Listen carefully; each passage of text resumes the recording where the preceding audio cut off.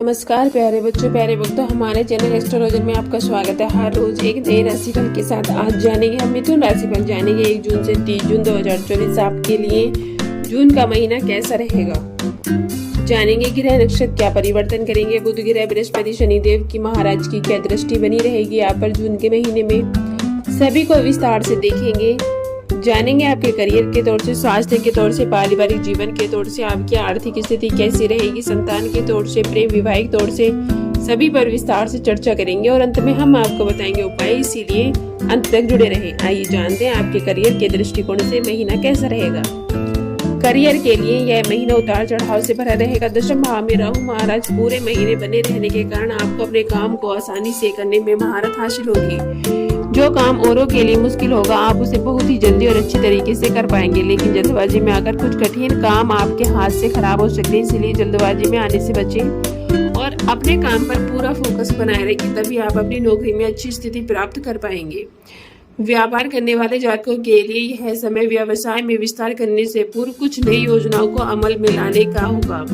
विदेशी माध्यमों से आपके व्यापार को बहुत लाभ होगा, इसीलिए इस दिशा में प्रयास अवश्य करें। महीने के उत्तरार्ध में सूर्य, बुध और शुक्र तीनों ही ग्रह प्रथम भाव में आकर आपके शतम भाव को देखेंगे, जिससे व्यापार में अच्छा विस्तार करने का मौका मिल सकता है।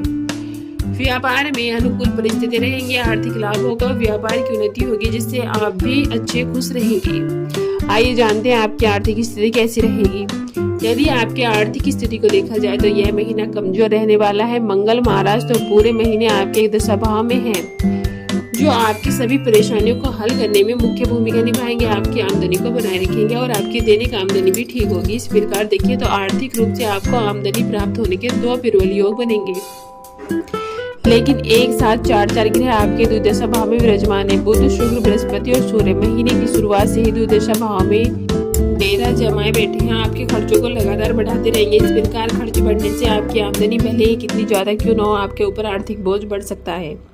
12 जून को शुक्र और 14 जून को बुध और 15 जून को सूर्य के द्विदशा भाव से निकलकर प्रथम भाव में आ जाने से इन खर्चों में अचानक से कमी आ जाएगी और आपकी आर्थिक स्थिति अच्छी हो जाएगी। आइए जानते हैं आपके स्वास्थ्य के तौर से महीना कैसा रहेगा।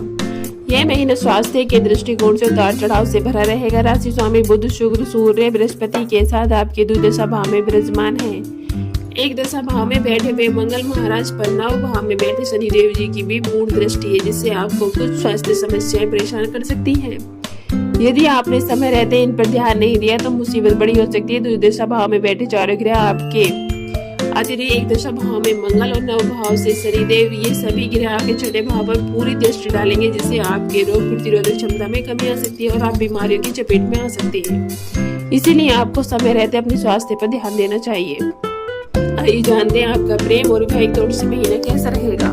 यदि आप किसी प्रेम संबंध में हैं तो यह महीना आपके लिए अच्छा रहने वाला है। पंचम भाव के स्वामी शुक्र द्विदशा भाव में, बृहस्पति, बुध, सूर्य के साथ विराजमान है, जिससे आप और आपके पार्टनर के बीच संबंधों में बढ़ोतरी होगी और अंतर संबंधों की बढ़ोतरी होने से आपको बड़ी खुशी होगी, लेकिन विचारों में कुछ समय के लिए भी टकराव पैदा हो सकता है, जिससे आप एक दूसरे से कुछ कटे कटे से रह सकते हैं। मंगल की दृष्टि पंचम भाव पर होना आपके लिए ज्यादा सही नहीं है, क्योंकि ऐसे में आपकी सारी ऊर्जा अपने रिश्तों को बचाने में लग जाएगी, जबकि ऊर्जा की अधिकता के कारण रिश्तों में गहमा और गहमी बढ़ सकती है।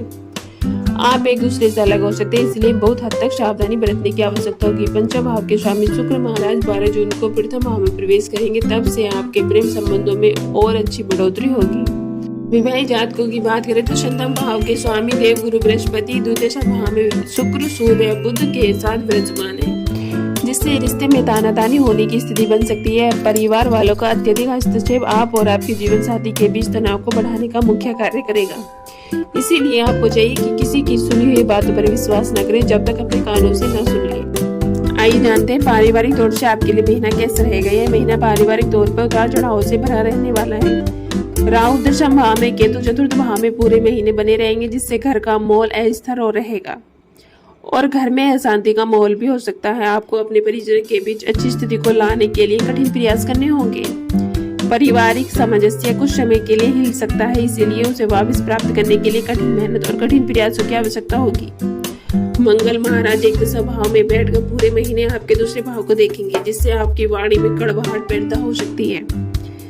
याद रखिए कि कड़वी वाणी किसी को पसंद नहीं होती, भले ही आप कितनी अच्छी बात करें, इससे परिवार का माहौल बिगड़ सकता है और घर में लड़ाई झगड़े भी हो सकते हैं, इसलिए सावधानी रखते ही आगे बढ़िए। आइए जानते हैं उपाय आपको प्रतिदिन श्री विष्णु सहस्त्र नाम स्रोत का पाठ करना चाहिए। बुधवार के दिन गौमाता को हरा चारा और हरी सब्जी खिलानी चाहिए। किसी पक्षी के जोड़े को पिंजरे से आजाद करना चाहिए। शनिवार के दिन श्री शनि चालीसा का पाठ करना भी आपके लिए बेहद लाभदायक रहेगा।